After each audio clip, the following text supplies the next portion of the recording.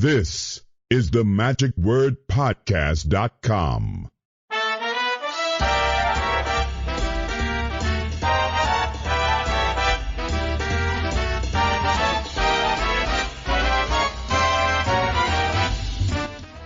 Hello, this is Scott Wells for the magicwordpodcast.com.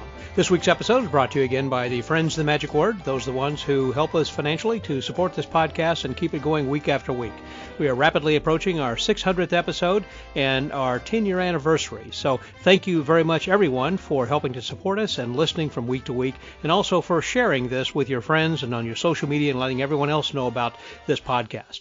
Well, this week we go and to visit someone who has been around for quite some time. In fact, he is a nonagenarian, very easy for me to say. He is over 90 years old. And throughout the years, he has known so many different magicians, both celebrity magicians as well as just the common, everyday, you and me kind of a guy, just the everyman. And he is someone, because of his knowledge, that has been respected and revered as well he should be, and is known as the Dean of the Society of American Magicians. And as such, he is just kind of an international ambassador for the S.A.M. and gets an opportunity then to travel around and talk about the S.A.M. and just learn more magic. He is someone who is an author, he is a creator, he was a comedy writer and has rubbed shoulders and worked with people like Woody Allen, who was in one of his movies, in fact. And, well, anyhow, just a whole lot of stuff. This guy is just amazing. And he is still out there working and relevant as ever. He had contacted me a while back because he has a column that's in the M.U.M, which is the monthly journal for the Society of American Magicians, in which that he talks about different things, whatever he wants to talk about, because he's the dean, so he can do what he wants. That's what the dean does. And so as a result, that he was calling me just to talk about some virtual things that I've been doing, the podcast, etc. And I know that he keeps up on all this stuff, and I see him on social media all the time then too. So even in his what some might consider advanced years, he is still going and keeping very relevant in our world. And he is someone that we all truly love, respect, and admire. So I want you to hear from him and some of these great stories he has to share with us this week. So please welcome my good friend and my great guest this week, Mr. George Schindler, here on The Magic Word.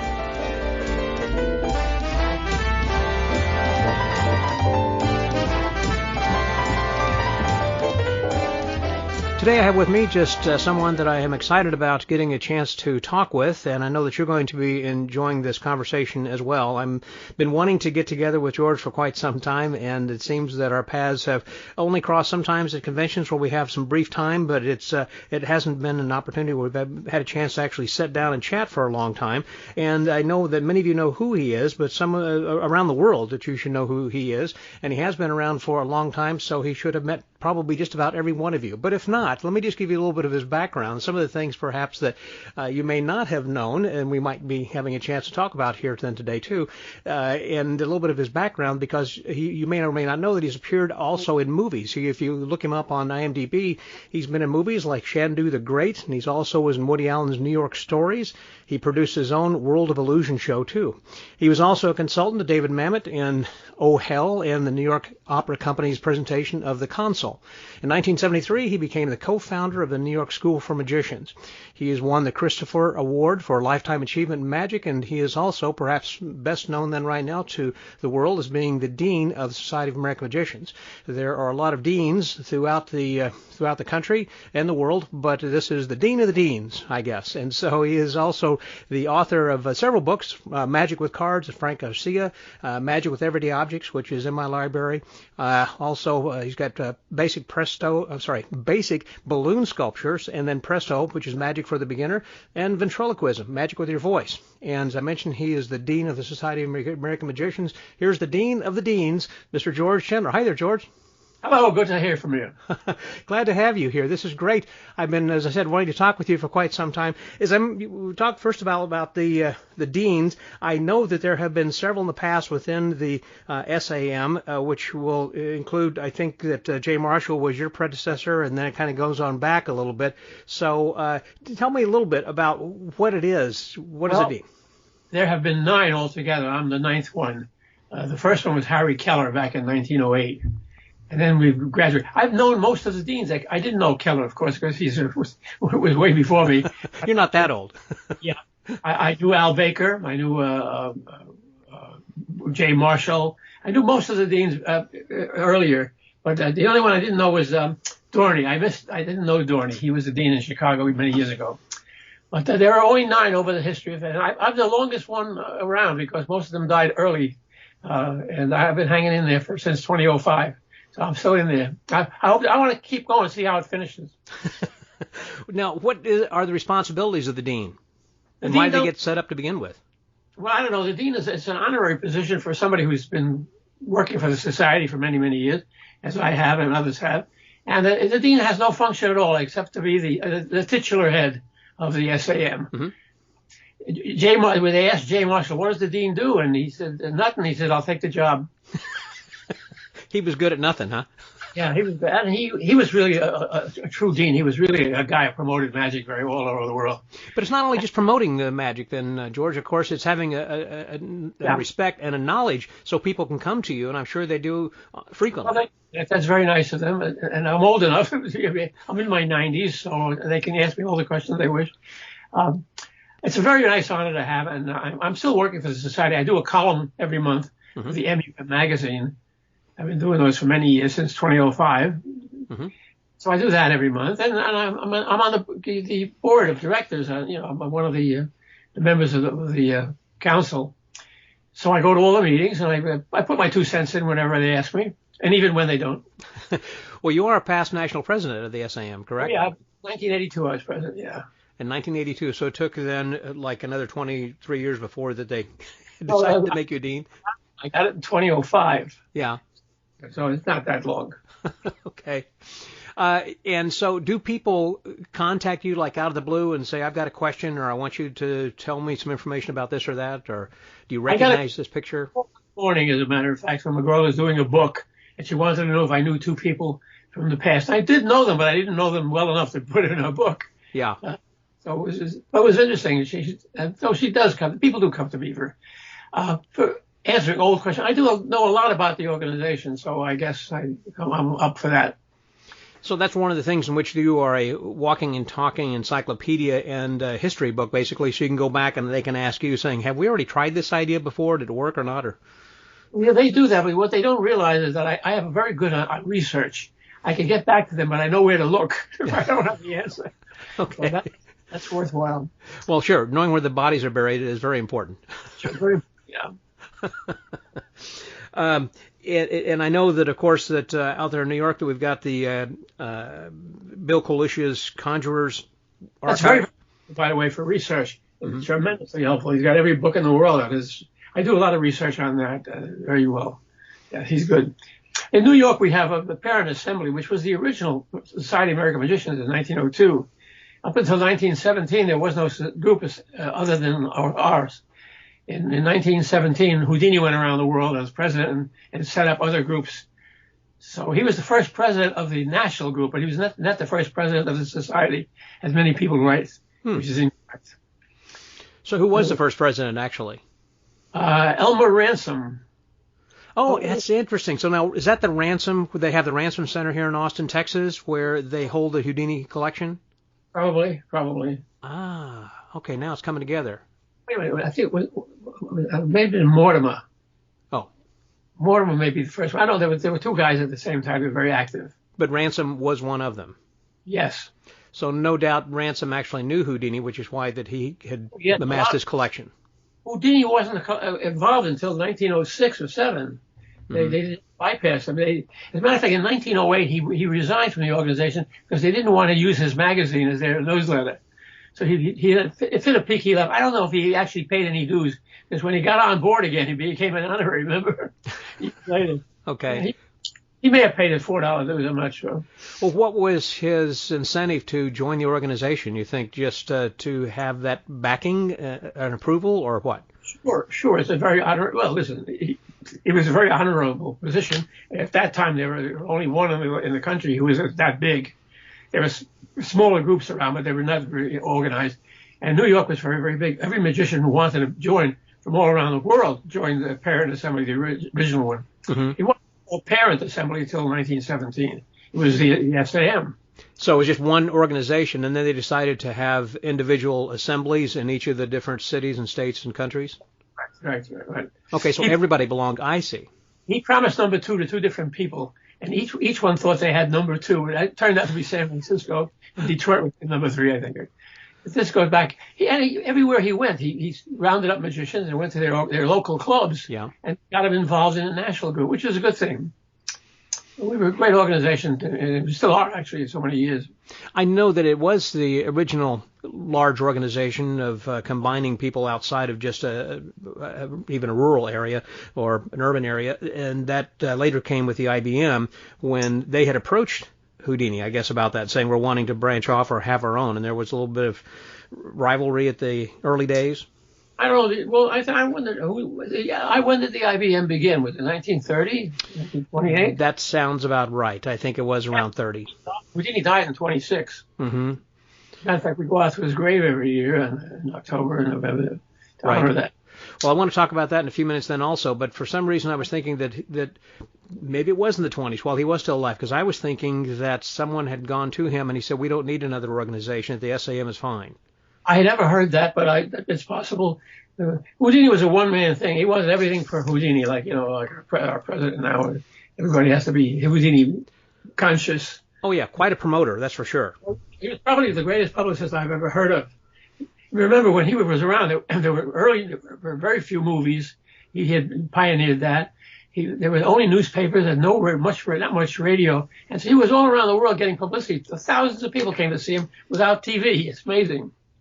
Yes, and he was able to get that publicity. Of course, I know, like when he's doing Upside Down, Straitjacket Escapes and everything, that people would come from all over in order to promote that, because, that was well before television and everything. By the way, I just did a quick check, and the IBM actually started in 1922, so it would have been well before the 29 when he had, 26 when he had passed. So, anyhow.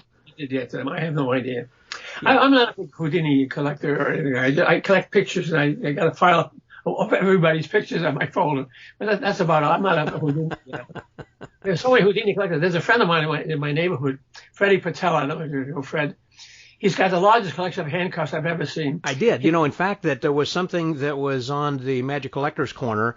Yes, that David Sandy had put together, and actually Patella had shown us that collection, and he had just drawers and drawers. That was the most amazing thing I've ever seen. I went to see Al Flosso one time, and Al Flosso said Hardeen, who was Houdini's brother, used to come up there. He'd go to Canal Street and buy handcuffs. Mm-hmm. And he'd come up and stamp them HH. So he sold loads of them, so you don't know which are real. I don't know who can tell which are real and which aren't, but there are thousands of them around. That's true, and there are some that he owned but never used, I believe, also, because he collected handcuffs, I believe, without actually using those in a show, right? I assume so. I've heard that. We got to thank him, because he's keeping magic alive. You ask him today, anybody on the street, name a magician, it's either going to be Harry Houdini or David Copperfield. Mm-hmm. Most likely Harry Houdini.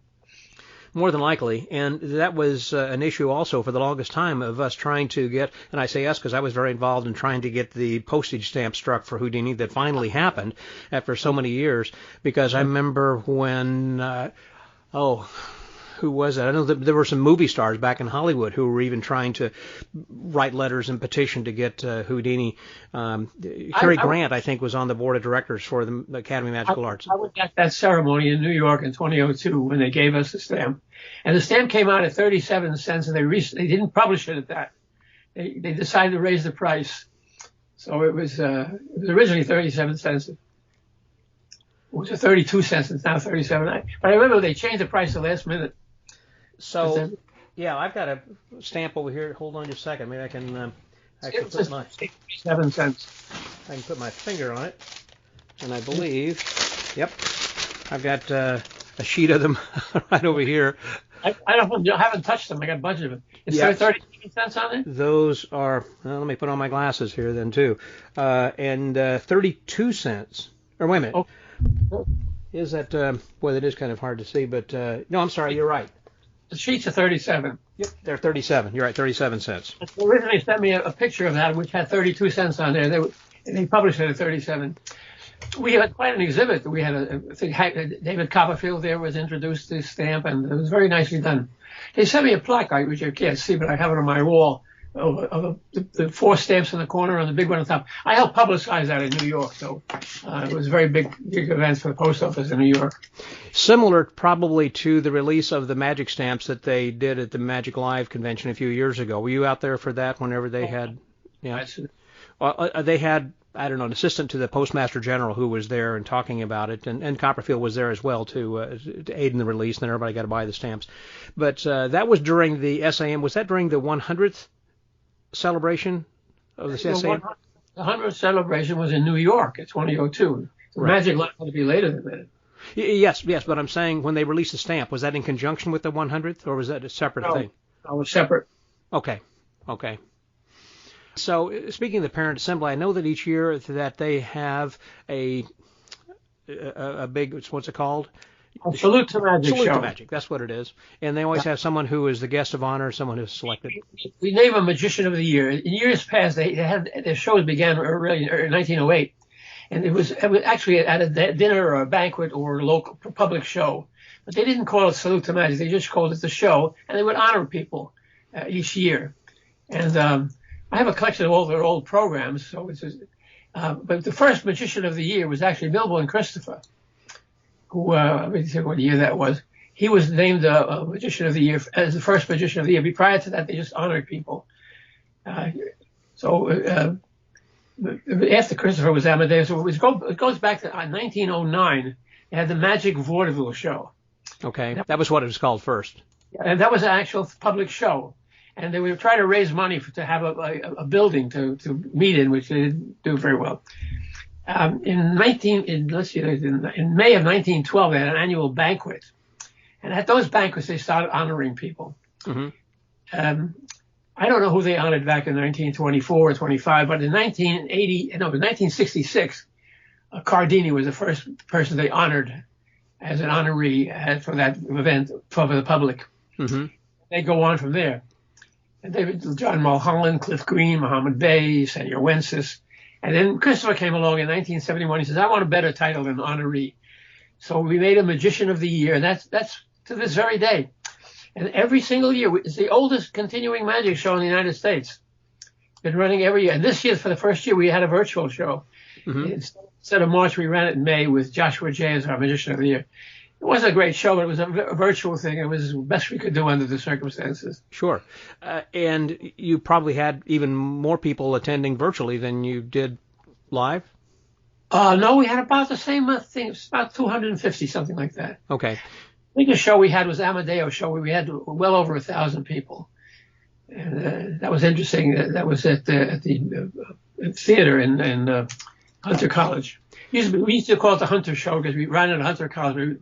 Over the years, we've changed venues several times. It's difficult getting a theater for that show because it's only one night. And theaters don't want to give up a room for one night. So we've had great many honorees. I have a list of from 1971 till today. I have almost all the programs. I'm looking for a couple yet. I got to call the collectors and see what they got. Were you one of the Magicians of the Year selected one time? Yes, I was. Let me see, 1980, whatever. I forget what year it was. I could tell you in a minute. Let's see. Oh, yes. Okay. I was Magician of the Year in 1986. Okay. 86. Yeah.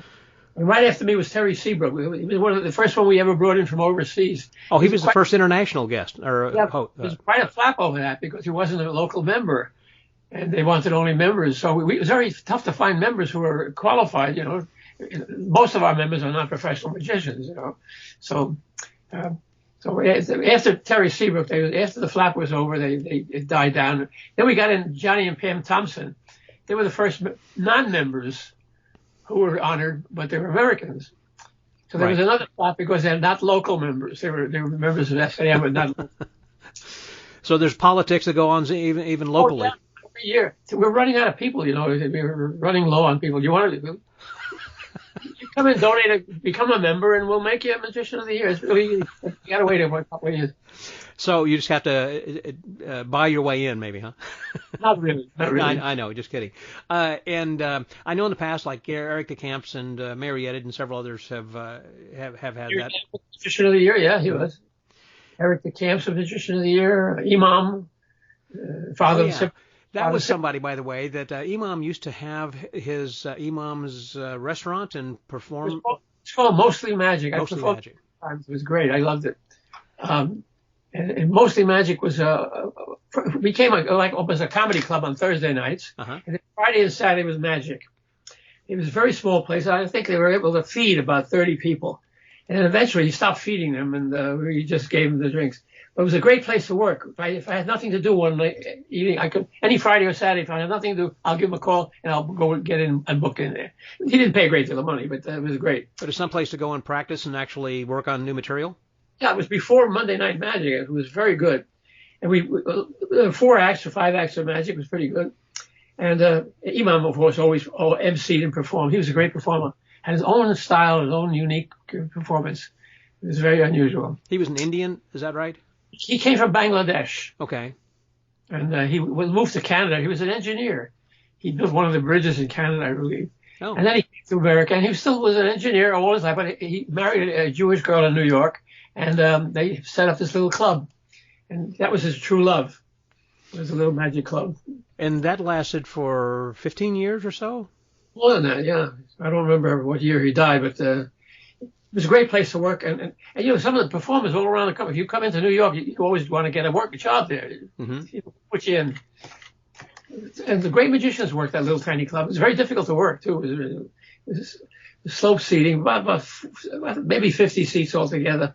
Mm-hmm. There were some other clubs around that time also. Was that, I may be confusing some with Chicago, but was the Townhouse one of them? Magic Townhouse was a separate entity. Matter of fact, he worked at the Magic Townhouse before he set up his club. Oh. And Magic Townhouse was a magic venue also, but they had a magic club. They had a magic shop in there. Dick and Dorothy Dietrich? Or not Dietrich? Yeah. Dick Bravo, Dr. Dietrich. Right. On that place for a while. And they when they closed that, then Monday night, then the Mostly Magic set up and stayed there. Mostly Magic was there for a long time. I think Monday Night Magic came later. Monday Night Magic is still there. Now it's virtual, of course, but it's still a very active place.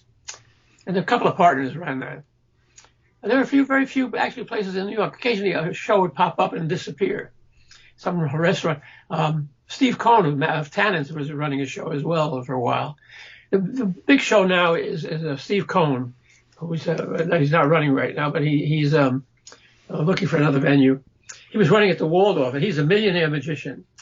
Probably one of the best shows of magic I've ever seen. Really? And you've seen a lot? And I've seen a lot. Yes, I have. So what is it that makes his so great?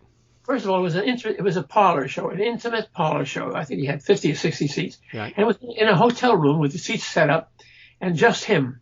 And he ran like he did mentalism. He did some wonderful magic. He does the teapot where he pours any drink you call from out of a teapot. And it's actually very clever. And only rich people can go. You charge $100 to $150 a ticket. Yeah. And occasionally you can get a comp if you're growing up. And does he do more than one show in the evening, or does he do a couple like on Fridays and Saturdays? Or that's 2 on Saturday night, and I think 1 on Friday. I'm not sure.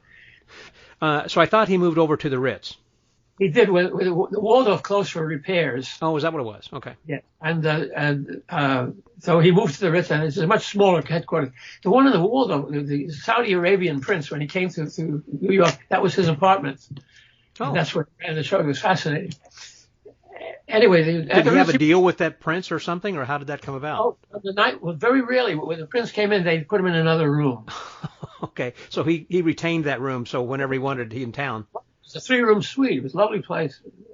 But he was a very low-key performer, and always very, very high-polished.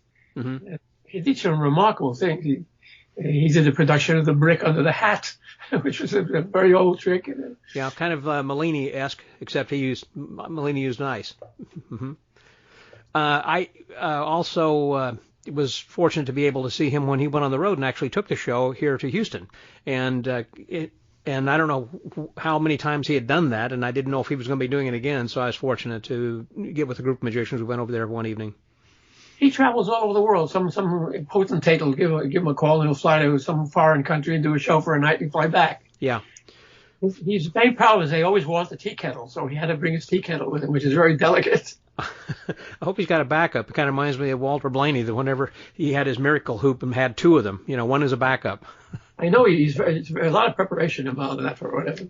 Yeah, right. Well, that is a great show, I know. And then, of course, the Monday Night Magic, I've performed for that then as well. I think that Michael Chout and Peter Samuelson and Todd Robbins and Jamie and Swiss, who are involved with that, and others that have just put together something that has been running now for about 37 years or something, a long time. I'm sorry about that long, but it's a very good time.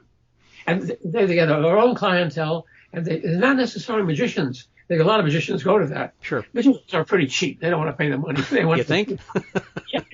But his clientele is very good. People from all over the city, and people coming in and out of town. He's listed all the. Monday night is a good night because Monday night the theaters are closed in New York. Mm-hmm. So he's got that theater every Monday night in the Village. Very lovely little theater. I know that they had the one where I would work way back when the Fantastics was playing at this theater, and Monday was when they were dark, and so that was why they had that for like 15 Monday years. Night Magic actually came from England. There was a show in England. John Lenihan had that show in England, mm-hmm. and Michael Chout wanted to do it, and he said, "Okay, you can have the name, but you must buy me a beer and a steak when I come to New York." And that was on a handshake. And when I booked Lenihan a couple of years ago to come to New York, and he did get his steak and his beer for an handshake. Yeah, it kind of sounds like selling Manhattan for $24 and some beads. I think they ran much longer than the one in England ran, that's for sure. Yeah. It has run. I don't know whether the one in England is still running or not. But Lenihan's doing cruise ship magic right now. He's very, very successful. I know that there are not really very many venues in New York, which is surprising for being such a cosmopolitan, sophisticated hub, for there not being more magic. There's so many things going on. You have to fight for time between the theater and dance and everything is going at the same time. And in New York City, outside of New York, you can probably get venues anywhere. I know Sean Farquhar is running a small thing up in Canada. There's little things you can get plenty, but in New York it's very difficult. Well, more and more people, it seems, are having an opportunity to do one-man shows and small theaters that they're popping up. I know, like Paul Gertner, as you mentioned, Sean Farquhar, and Ben Jackson here in Houston, and got the Magic Lounge in Chicago. That's doing very well. The Magic Lounge is doing very well. So these kinds of magic venues have been popping up a little at a time, doing very well. The magic now, with the advent of the television specials. What's the show running every week? Well, there's Penn and Teller Fool Us, and then, of course, Masters of Illusion, the Gay Blackstone thing. I like the Penn and Teller Fool Us. I love that show. I really love it. Yeah. It runs twice a week in New York. It runs on a Monday night, which is the regular show, and then they run a repeat of an old show on Thursdays. Oh, that's interesting. And I watch it over and over and over. I love those. Do you think we're in a renaissance, a new time, George, in which that we are seeing magic being reinvented now, or do you think? And I think has changed a great deal. A lot has been going to close-up. Close-up and small venues are doing more successful stuff. The big shows that are in Vegas you could buy your own room in Vegas, which guys have done. Right. The four wall. But the big shows are not here anymore. The shows are much smaller. And close-up is very big now in all over the country. Card tricks and coin tricks. Well, like with Joshua J. and also Derek Delgadio, I guess. Didn't Derek have a show then? The Delgadio show is unbelievable. It's not a magic show, and yet it's not a theater show. It's a magnificent show. He combines theater and magic. The magic in there is very good, but it's an excellent show on theater. Mm-hmm. It's a wonderful show. I think it's going to go on the road, or they're doing a movie of it for Netflix or someplace. Wow. And Bob Smith or Bob White, or not? No, Bob White is not in New York. He's in Texas. Well, he died recently, so not Bob. But there was another. Was there White? There was somebody else that had a show in New York doing close-up. They come and they go. They come do. and yeah. But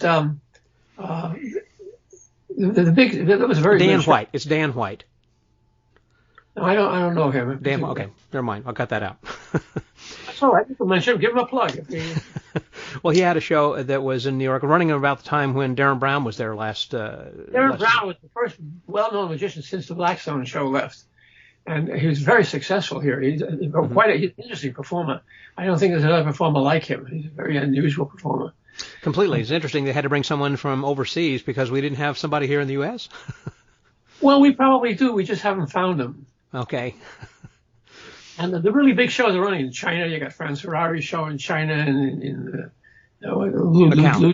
Luchan, Macau. Mm-hmm. And the Illusionists, of course. The Illusionists that's been successful too. Traveled all over New York, and in fact, still traveling around the country, which is interesting. I think they have a road company. I think there are two of them, aren't there? Yes, I think there are a couple, and I believe there's one in the UK that they have then as well. Because they do some stage stuff. Mm-hmm. So but the stage illusions you don't see very much. You see them on television. And there's so many of them. You go like Masters of Illusion. It's trick after trick after trick. I mean, you can't watch them all. Mm-hmm. That's true. And I've often thought that the reason is cost of entry. In other words, that it's cheaper to buy a deck of cards than it is to buy a zigzag. And for someone getting into magic that is young, that... Well, there's a cycle of magic that I could give you. When I got started in magic, like many of us, all I was able to do was kids shows. I mean, you don't knock the kids show. They're very lucrative and they're very popular. And after a while, I said, I got to do something bigger. So I started doing banquets and corporate stuff. Walk around, bar mitzvahs and parties, and walk around close up. But I wanted more than that. I wanted to do an illusion.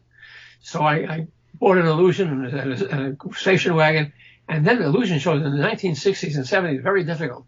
It was very expensive. You couldn't get gasoline in the 70s. You couldn't travel with the show. We had 4 people had to pay. Mm-hmm. And the motel. It was very difficult. So I gave up my World of Illusion show and went back to the corporate field. And then when I went into trade shows, to me that was a big thing. And then there's trade shows that which you can do all year round if you're lucky. Although trade shows today are not what they used to be. And then cruise ships, I only did one or twice. And I used to get sick on the boat, so I gave that. Okay. And then after a while, you go back to the corporate stuff and you get into smaller stuff because that's all that's available. After the trade show business, I went back to doing banquets and corporate dinners and private shows, smaller shows, and an occasional corporate show. I wouldn't do the illusions anymore. They were too much to carry, too much to sell. And it's so much better. And I got one we call our castle show. For about 10 to 12 years, I worked the castle every year, every March. And I developed a show just for them, a stand-up close-up show, and it ran 22 minutes. For the parlor or the palace? The parlor. Mm-hmm. My wife wanted to do the palace show, so we took our illusions and we went to the palace for a week. And it was difficult because, first of all, the big boxes we had to set up. And they don't have a lot of room in the wings there. There are no wings. There are hardly wings at all. Very interesting. We have my wife and I. My wife died last year. You remember her? I remember Nina, of course. Yes, you remember. We met at Abbott's one year. Yes. My wife used to do the table, the breakaway table, and I'd call my table. She'd come out, and the table would fall apart, and it fell apart every night before we wanted it. And but our regular stage manager wasn't there. The stage manager came in on Friday and says, "Don't put your table there; it's going to fall." And she says, "Why?" He says, "We had a guy who did the water illusion, and there's a dent in the floor, and that's what had we known that, we could have saved ourselves a lot of trouble." So after that, we went back to the parlor. I love the parlor. It's my room. It's 60 people. It's intimate. I can do 3 shows a night. Mm-hmm. You do a lot of work at the parlor. You do 21 shows a week at least. Yeah. No, that's true. I've enjoyed the parlor as well. It's a good sized group, and the way that the theater is raked and looking at you and everything, and it's still intimate enough that you can call on volunteers. You can see their faces, and they can see yours easily from the back of the room. Yeah, there's my act is not a great magic act. It combines jokes and humor and magic, and I don't go for the magic. I go for the laughs. Yeah. But I got a couple of good tricks in there too. But I have an airline routine that I do throughout my act. In between tricks, I do airline jokes. Okay. There are very few around. They're an easy target. Yeah, easy target, but very few airlines around now. That you can do jokes with. So there are more cartoons on the airlines than there are jokes. Well, I remember when I was in Miami, I think for the IBM convention, I was with Mike Close, and that he had a great joke whenever that he got his luggage tagged to be sent to Miami, that it says MIA. And so he said, now I understand. I'm still looking for my bags. Okay. Well, I got a couple of baggage jokes. Mike and I, over the phone, when he was in Indianapolis and when he traveled, when he was M.U.M editor, we would get on the phone once a week and exchange jokes. Mm-hmm. Mike's drawn jokes and was such a great MC. He could pick a joke on any topic at any minute. Yeah. And rattle it off. He was great. Anyway, the guy who used to come to visit me every Wednesday would tell me a joke, and I'd call Mike and give him the joke. Well, the guy died, and I stopped giving him jokes. He called me once and I said, what happened with all the jokes? I said, the guy died. Mike has just a wonderful mind and a repository of jokes. And, of course, he wrote that book called That Reminds Me, because when you tell a joke, how it always reminds you of another joke or something. And so, yeah, that's why he's such a great MC, because he does have such a lot of humor. When we were both on a convention show, we talked before, which joke are you going to do so I don't do it? Well, it's like, yeah, some guys that beforehand, it's like, oh, I'm going to do the linking rings. Are you planning on doing that? Or, you know. Yeah, but I use 3 rings. You use 12. Yeah, that's right. That's right. Now, you used to also do a lot of ventriloquism. Was that part of your act that you had? I was actually a ventriloquist and a magician. When I was a kid, I belonged to a magic club in New York City. It was called the Peter Pan Magic Club, run by Abe Hurowitz. Oh. That's Shari Lewis's father. Mm-hmm. He was the official magician of the city of New York. And he was a professor at the Yeshiva University. But in the summer, he'd go around to the parks and do magic shows. And he had a magic club, which we used to meet on Saturdays, a bunch of little kids, and we called ourselves the Peter Pan Magic Club. And every single one of us became magicians, mentored by Abe. There's Al Goshman was one of the kids, Howie Schwartzman, I'm trying to think of some of the kids. All of us became magicians. Mm-hmm. And after Saturday morning, we'd go with him to the park and we'd do the shows with him. And he gave me a doll one time. At Columbus Day, they had a show in the city. He gave me a doll. He said, "You'll be the ventriloquist." I said, "What's a ventriloquist?" Oh, he says, "Oh, it was a little girl doll." He said, "I teach you ventriloquism in 3 lessons, and I'm going to give you that right now. The first is when you get the puppet, make believe it's real." Mm-hmm. Okay. Second, when the puppet speaks, it has to speak with a different voice. Okay. And what's the third one? He says, speak without moving your lips. First 2 are easy. The third one, And believe it or not, that's all you have to do. So anyway, I was a ventriloquist that year, and he gave me a doll, a girl doll, Matilda was her name, and I performed as a ventriloquist on that first show.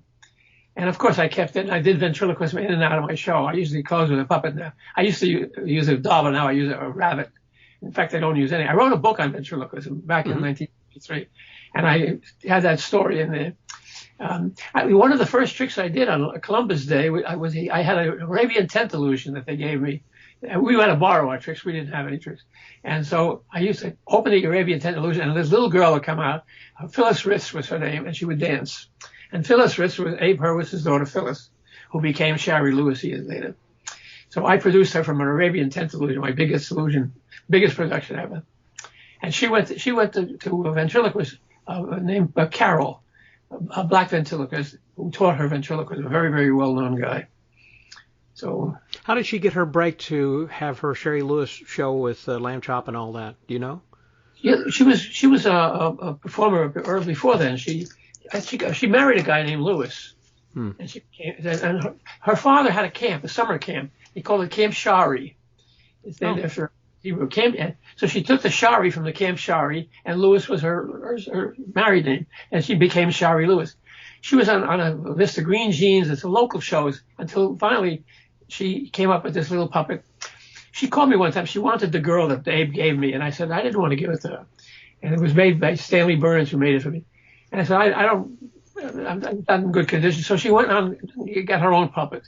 And I suspect that she didn't have a big puppet, so she came up with a sock, which is wonderful.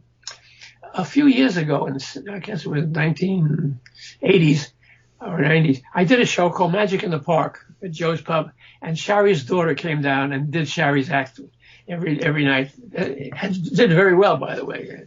Mallory is her name. Mallory, yes. Mm-hmm. She's still out there doing this stuff. She does a Shari Lewis thing, and she's very good at it. Yeah, she's on Instagram. I follow her on Instagram. She learned magic. She learned to dance. She learned to sing. They sent her everywhere. She was a very, very talented young lady. I did a column on her. I do a column in M.U.M magazine every month. Mm-hmm. I did a column on her because she was a very well-known girl. Do you still do the Ventorama? That's something as part of, it's kind of like a convention within a convention at Abbott's? I have not yet done a Ventorama in my entire lifetime. Oh. Ventorama always appears on the same weekend as an S.A.M. annual show, convention, around July. And they always have the same weekend. And I can't make both, so of course I go to the S.A.M. I have never done a Ventorama, but I've been mentioned there a couple of times. My book is sold there. Okay. In 1958, I opened a company. I was a gag writer for a couple of years. I can give you my whole history. I was going to say, that's how you get to know Woody Allen? Well, no, Woody Allen came way later. That was in the 80s. Okay. When I was a kid, after Abe Hurowitz, I bounced around for a while, and I got a job with Frank Garcia at Max Holden's Magic Shop in 1949. It was a great experience. And so Frank was the manager. Holden, I never met Holden. He had died a couple of years earlier. I met his wife, Tess. And so we had 3 shops, one in Philadelphia, one in New York, and one in Boston. The Philadelphia shop closed, so the guy came to New York, and I was out of a job. But I got a cruise ship at that time, and I was working cruise ships for a little while. And then I was knocking around in the Catskills and stuff like that. And over the years, I became a magician and ventriloquist, and I knocked around for a while. Now, I got to a couple of trade shows, but in between all of that, I got a call from my agent, who said, "I want you to do a Woody Allen movie." I said, "What are you talking about?" And I went down for a show I didn't get. 50 magicians were there, and I think Stanley Burns got the job as a ventriloquist and the thing. So that was the end of that.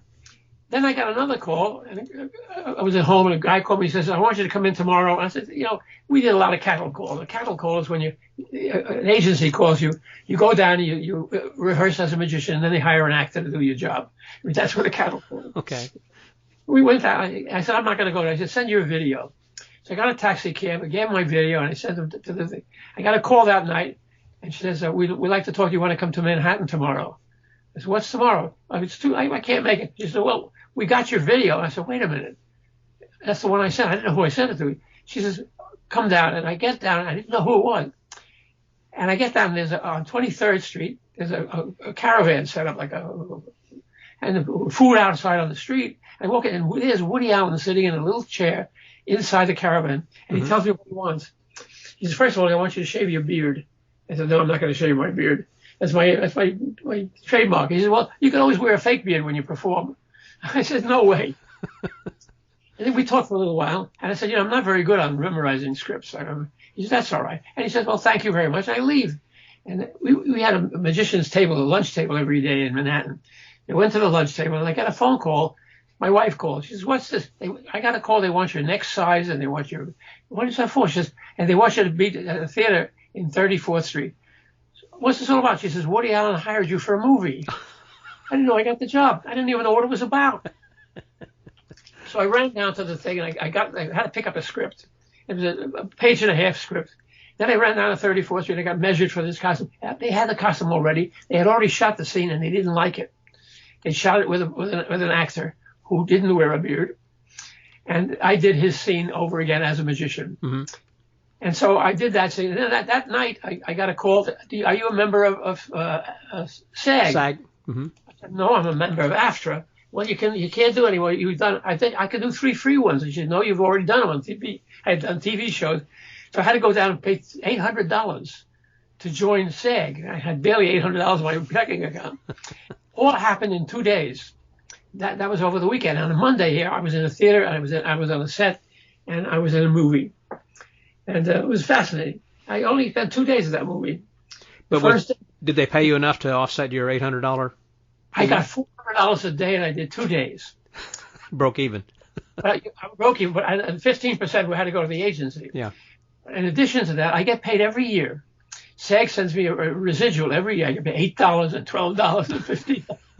And they take out Social Security. I end up with a $2 check. I'm still getting New York Stories runs on Netflix, or I don't know where they run, and I get a royalty every time it's shown. A couple of pennies. So I'm still making money from that movie. Wow, that's funny. So you were saying earlier though that you had done some script writing early on. Yes.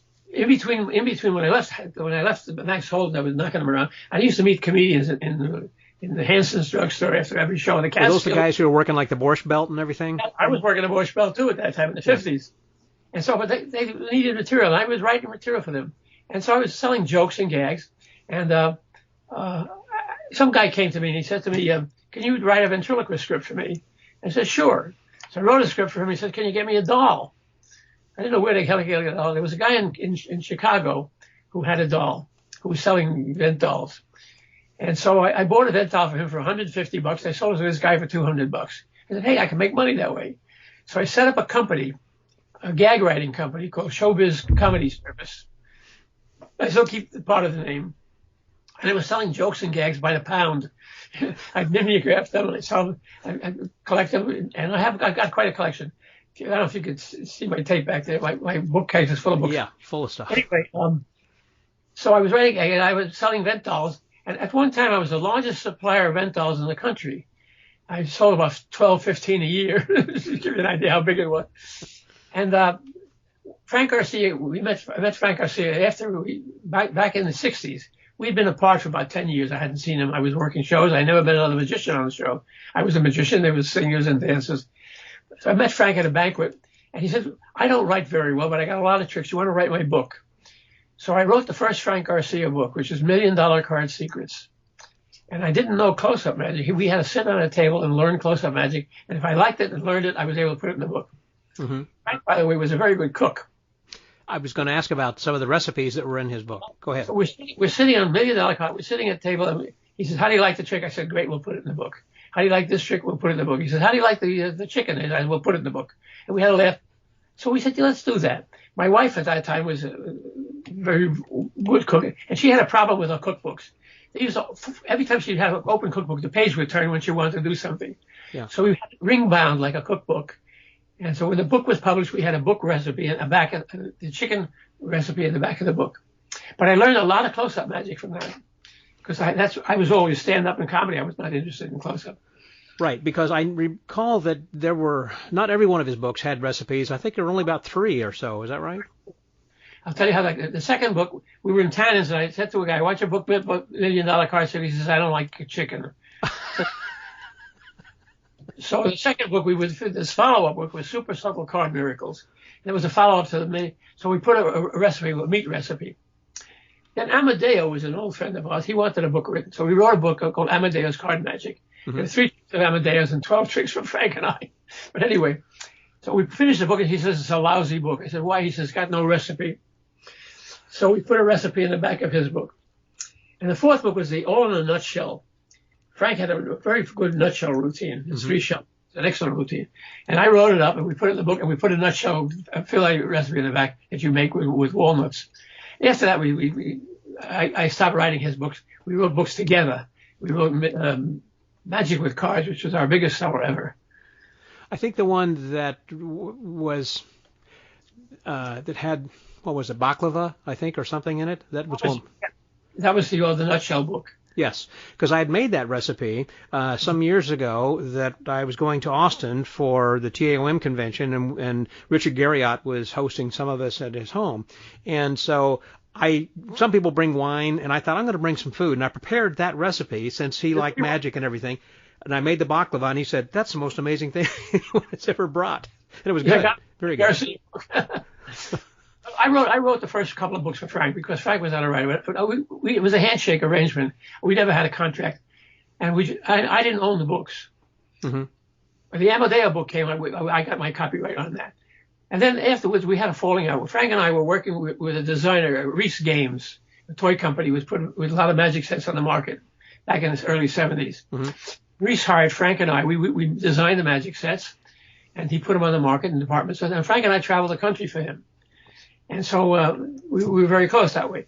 And so when Frank was busy with that, he got Reese mad at him. I got a call. I was in California, and Reese said, "You got to go to Texas." I said, "No, Frank is in Texas. Frank doesn't want to do Texas." He got a bigger. They paid us a fixed fee for a show, and Frank got more money for another show. He took it. So I ended up so Reese didn't want him again. After Magic with Cars, he wanted another book. And that's when I wrote Magic with Everyday Objects. I said to Frank, we're partners. I'll give you half my royalty. He says, I don't want it. I want you to do my SpongeBob book. I said, well, no, the SpongeBob book is going to sell, 1,000 copies? We'll sell many more of these. So we've had a falling out. We didn't talk for about a year and a half. Meantime, I wrote $1 Million Magic with Everyday Objects. Which is still in print. I've got that. Good book. I call it Martin Gardner's book. You get a lot of Martin Gardner's book. Anyway, so we didn't talk for a long time. And he wrote other books. And if you look at the other books, they're different. If you look at the style and they're totally different books. Charlie Reynolds once told me, he says, what's with the Garcia books? The first 4 were pretty good. What happened to there after that? I said, never mind. Who was it that wrote those for him? Did he write them himself or he find someone else? Or? He wrote them himself. Okay, so that makes a difference. Yeah. He wouldn't write on a typewriter. He would write on a yellow pad in big letters. I have some of those. They may be collectibles now, I guess. And then you would transcribe that over just... Yeah, I would transcribe it. Then I'd have to go and learn the trick again because sometimes they're quite clear. Yeah. And he did his own artwork for a while, but if they had a guy who was doing artwork for us, I forget the guy's name now. The first couple of books, we had a guy we paid to do artwork. Well, it seemed that Frank Garcia had kind of gotten other people upset, I guess, because I know that he and Harry Lorraine, I had Harry on the podcast some time ago, and the two of them, I remember at the 4F convention that they were both there the same year, but they couldn't occupy the same floor. That's right. Well, Harry, actually, my trade show is a result of Harry Lorraine. Back when I left Max Holden's, Harry came to me. He was doing a club called the Little Club in New York. He worked one of the early restaurant shows. And somebody wanted him to do a show selling sponge rabbits and Svengali decks in a department store. So he says, could you do that? I said, well, I'll try it. So he put me in Nam Loge's department store in Brooklyn. I was selling sponge rabbits and Svengali decks. And I tell you what, I don't remember the year, but if you look up Rudolph the Red-Nosed Reindeer, that was a show, that was a big thing that you played all the time in the store. It drove me crazy. And I was selling Svengali decks and rabbits, and that's what put me on to trade shows. That's not a bad way to make a buck. So when you were getting into trade shows, that was back during a time with Bud Dietrich and... I got the trade shows after my Borscht Belt. Borscht Belt was very, very busy. I was working with shows and doing kids shows, but I was floundering around like most magicians, doing a couple of banquets, and a guy called me. He wanted me to do a kids show, and the kid was 2 years old. So I spoke to the woman. I said, I don't do 2-year-old kids shows. You're wasting your money with a magician. She said, well, we have the family comes. I said, I'm not going to do it. She said, well, do you do trade shows? I said, sure. I don't know what the hell a trade show was. Yeah. She had a company. She called me to her company. It was a company called Watman. Watman is a British paper company, and they sold pharmaceutical papers, filter papers, and stuff like that. Oh, okay. And I did my first trade show for her with Magic, and they had an ad agency in there, and we were giving away Svengali decks. Mm-hmm. And so it was very successful. So the following year, they called me, but this following year, I said, get rid of the advertising agency, and I'll do my stuff. And my stuff sold more Magic, more stuff than they did. I worked for them for 14 years. They built me into the booth, and it was great. And when she left the company, they still kept me for a couple of years. And it was very, very lucrative. Then some other company bought their company, so that was the end of that. Were you doing other companies as well? I mean, it wasn't just that one client, obviously. Yeah. I went out once as a talker, what I call I forgot the name of it. I went out once for a company, and I was introduced as a professor from Dartmouth who designed their moon rocks. He brought a moon rock back. Okay. It was a Strategene was the company, and I did it all in double talk. Mm-hmm. And people were making notes. I couldn't believe that. They were actually taking notes. But anyway, it was great. I worked for a couple of companies, but this was my big company. Every year was guaranteed. It was called the Pittsburgh Analytical Conference. It was never in Pittsburgh. It was all over the country, so we used to travel a good deal. When I was traveling, by the way, for Reese, I got a good experience from the trade shows. I was in and out of department stores in every country, every city in the world. And they even sent me to England to a department store. And that's when I brought the Magic Circle and I became in England a magician. Right. It's a great life, let me tell you. I owe everything to Magic. Going back earlier, were talking about Harry Houdini and about how that during Halloween, during the time of his celebration of his passing in 1926, that there are several people from the S.A.M. that go out to his site. I was the chairman of that committee. I started in 1963 when we first went out there. People would come and go, but Harry Houdini bought this gravesite. It was 14 graves in this spot. Wow. And he actually moved his parents, which was illegal in the Jewish calendar. Mm-hmm. You don't move people. And he had his head up there, his bust. And that's not something you do in the Jewish cemetery. I gave an image on a Jewish cemetery. And I have a picture of him on that bust. You maybe see that picture when he's putting the bust, the Excedrin down on his grave. Anyway, so I was chairman of the committee for many, many years. And the parent assembly used to pay for the upkeep on that. Mm-hmm. And we were getting more and more each year. And we would go out every year. We'd go out on Halloween. And one year I decided, we should get some publicity on this. And I got more publicity than I had bargained for. Every newspaper and TV camera came down and they did it. And after that, every year, kooks would come down, crazy people in costumes and want to do magic. It was terrible. So we got in touch with the cemetery and we closed the cemetery on Halloween for those few hours. Mm-hmm. And we run the thing on the anniversary of his death on the Jewish calendar. And that has different dates. So he was born on the 23rd day of this Chadosh, and this year was November 10th. This year was the first year we went out with masks. Okay. Great. We do a ceremony, a broken one ceremony. Yes. Not the one they did for him, but a shorter one. Mm-hmm. And then we have a rabbi with us usually who does a Jewish ceremony. He can't do it unless there are 10 Jews, so he doesn't do the whole ceremony usually. At the grave, and we go out there, do the thing at 1:26 in the afternoon, which is the exact time he died. Mm-hmm. And we do that every year. And over the period, it became so expensive that we got the S.A.M. endowment fund to cover it. So they now cover the expense, and the endowment fund has a committee down there, S.A.M. gravesite committee, which is not me anymore. And I remember some years ago that the bust actually had been stolen and then recovered, which is another whole story. Well, it was damaged and broken. And the benches were broken. We raised money. David Copperfield gave us a lot of money for replacing the benches. And we made a new bust. Fortunately, the new Museum of the City of New York has the original.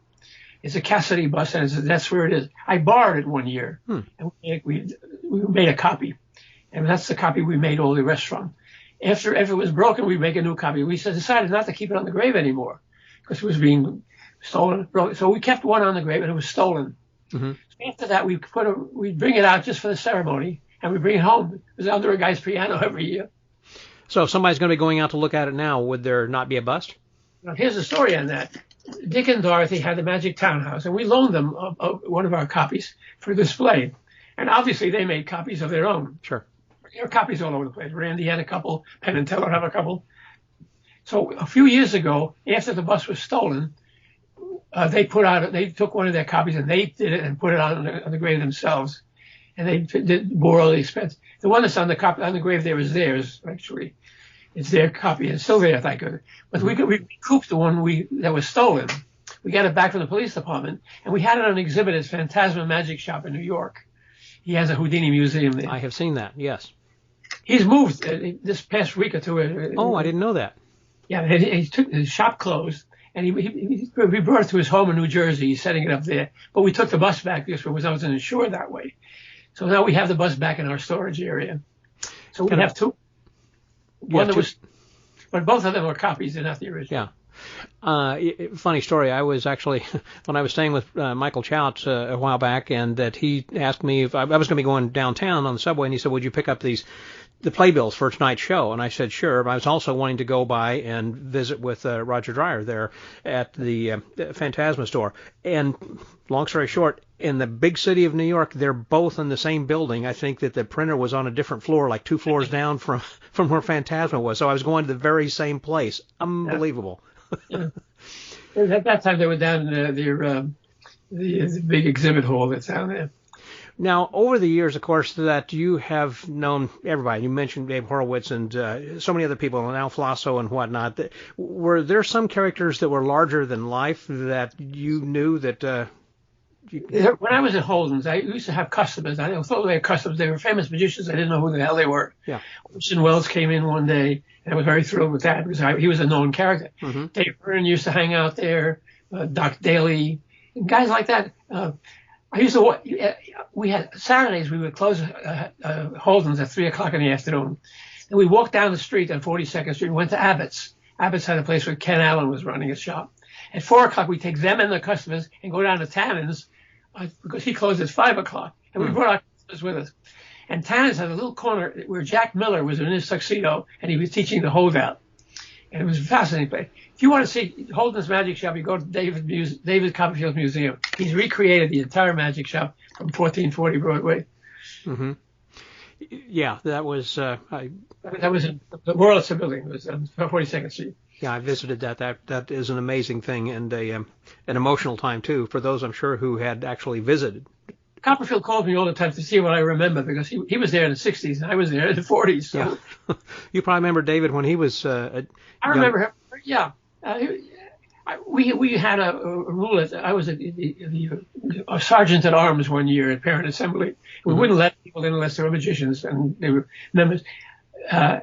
Ed Mishell came along with David Copperfield and wanted to come in. I said, we can't let the kid in. He was 13 years old. We can't let him in. He said, well, but you got to let him in. Then I can't go. So I made some fast talks with a couple of the guys. I said, look, we wanted Mishell. Let the kid in. We'll secure him back. So I let him in. And he was fascinated. Mm-hmm. And I've never forgotten that. He says, I became the youngest magician, the youngest member of the Parent Assembly ever. And he was only 12 years old. He was not a member. He just came as a guest. Yeah. But he was the first kid ever to come in. That counts. Yeah, yeah. And so we talk about that once in a while. But it made an impression on him. But we wanted Ed Mishell there because Ed Mishell was our very well. I'll tell you an Ed Mishell story if you got a minute. Sure. Ed Mishell used to review magic for one of the magazines, Genie or one of them. And he would get magic from Anverdi. And Anverdi was high, expensive magic. Mm-hmm. He'd get the thing and he'd keep it and review it and put it in his basement. When I had a show one day, we did at the Magic Week every year. Nick Millen, who was at the Manhattan Savings Bank, had a bank open all week during Magic Week. We do shows there. And I was to do a show there, and I wanted to do something different. I wanted to saw somebody in half. So Ed Mishell says, I'll lend you my Jack Hughes sawing in half. So he loaned it to me for that show. So I went to pick it up, and his basement is full of stuff. And he didn't know which remote was which. On his bar, we'd pick up a remote, and things would happen. We'd push a button, a table would walk, a bell would ring. It was fascinating. A skull would talk. And he finally found the one that was for the we didn't need a remote for that. And since then, I bought one for myself, and it took me around the world. I used to saw in half everybody when I was selling the Reese Magic sets at department stores. We'd get them in and say, come and see your spouse sawed in half. It's really not a sawing in half, it's a sawing through. Mm-hmm. I have a tape with Regis Philbin I saw in half Regis Philbin. That's got me the show. We'd never have gotten the show without the sawing in half. What's the difference between a sawing in half and sawing through? Because at the half you're pulling the two halves apart? Yeah, it's just a sawing through. The saw apparently goes through the... Oh, I got you. Like the bow saw or something. Yeah. Yeah. Okay. Yeah. I think it's interesting, too, just kind of step back about 5 minutes ago, whenever that you had just in passing said Dai Vernon. And I think it's interesting, and I've heard before, where the East Coast calls him Dai and the West Coast calls him Dai.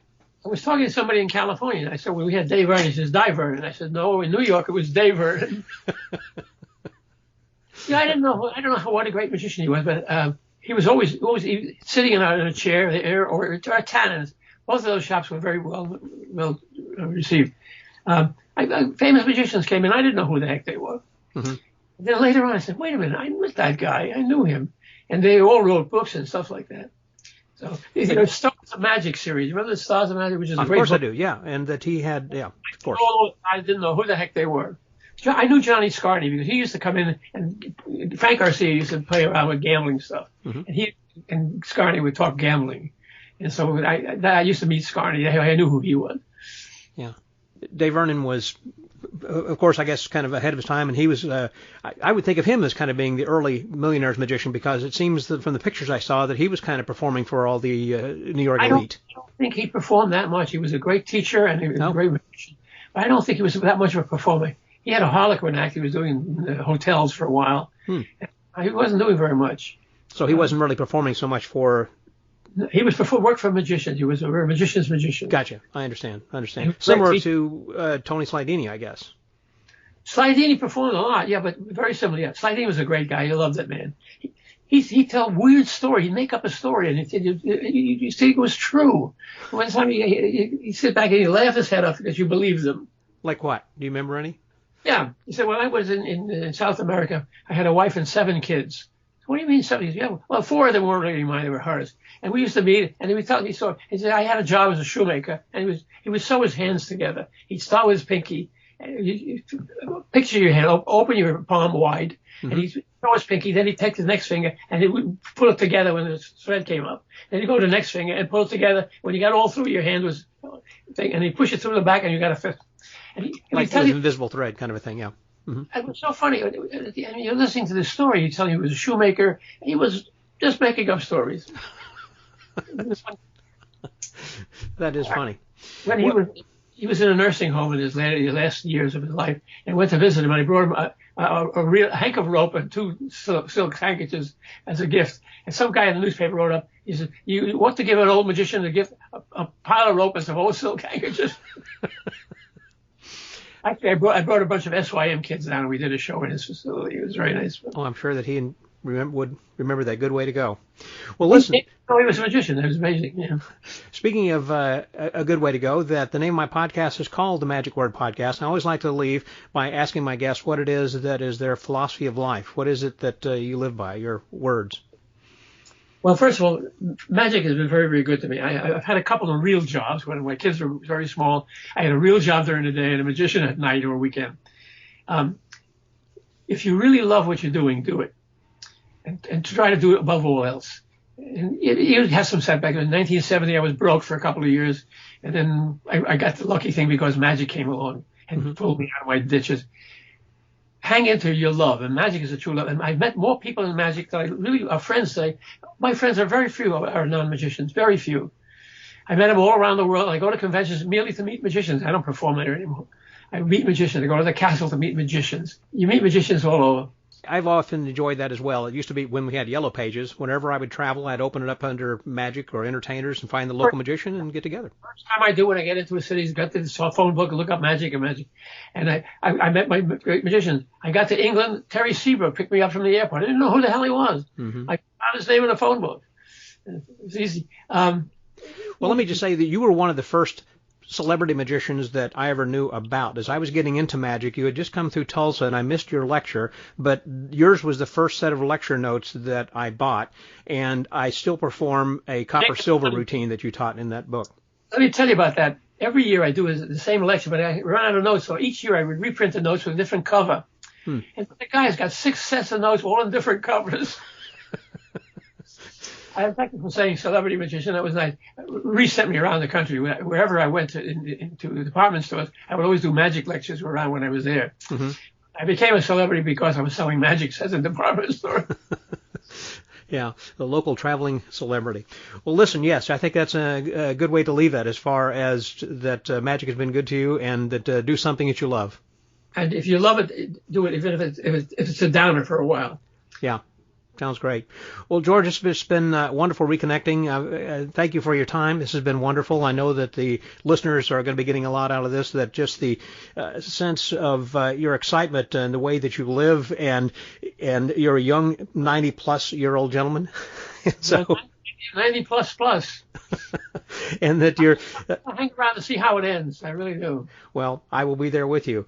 The first time I met you, we met at Abbott's. I think we shared breakfast at Abbott's every morning. We did. We stayed. I was emceeing that year, and Losander and the Outer Bridges, and my wife, and who has since passed, and of course Lena, who has since passed. And so that was a great time, and so we stayed the same place. Some of the most memorable times of my life was my breakfast at Abbott's. Never mind the fact that I met a great magician. But Mary Jo, I'm still in touch with her. I don't know if you're in touch with her. I do, yeah. She does write me every once in a while, actually. She's a very nice lady. Yes, yeah.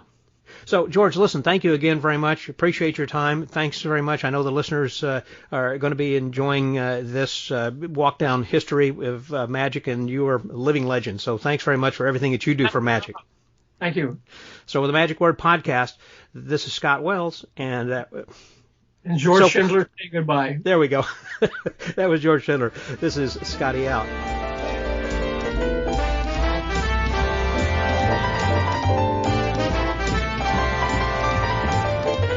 Thank you very much, George. This has been just another delightful conversation, and it's always wonderful to spend some time with you, and the stories and the information that you have that's right there at the tip of your imagination. A lot of times I'll be trying to think of something and it's on the tip of my tongue, but I just can't say it, but you seem to be able to say it and remember it. That's amazing. And I hope that you have many more years of enjoyment in magic, because I know that you love it. You have said that, and the passion shows through in everything that you say. So thank you, George. And thank you for being the Dean of the S.A.M. Well, there's one last thing that I would like to mention, that during this time in which that a lot of us are trying to find some relevancy and some things to do that are going to be important, I wanted to direct your attention to something that my friend Armando Lucero is doing. He is someone that I would suggest, if you have not gone back into the archives and listened to that episode, that you do it. If you have already heard it, it's worth going back and listening then again. He's one of these people who is, like Garrett Thomas and some others, that's really a deep thinker and someone that brings a lot to the table with his thoughts and his suggestions and his creativity. He's recently come up with a new website called thehungryimagination.com. And there you can find some essays and tricks and videos and things that are well worth your time and your efforts and your support, because it is a financial investment that he's looking to try to build. But he is just someone who is, again, a great thinker, a good friend that I think that would bear some searching out this website and to spend a little bit of time there. I think that you will find some time well spent. So go check it out at thehungryimagination.com. Well, and also I want to remind you to sign up for our weekly pod letter so you can keep up with who's going to be on from week to week, and also suggestions like this from the archives, like from Armando. And so that way that you know a lot more than the average listener if you keep up with this through our pod letter. So until next week, stay well, get booked, and remember that if you really love what you're doing, then do it. And try to do it above all else. This is Scotty out.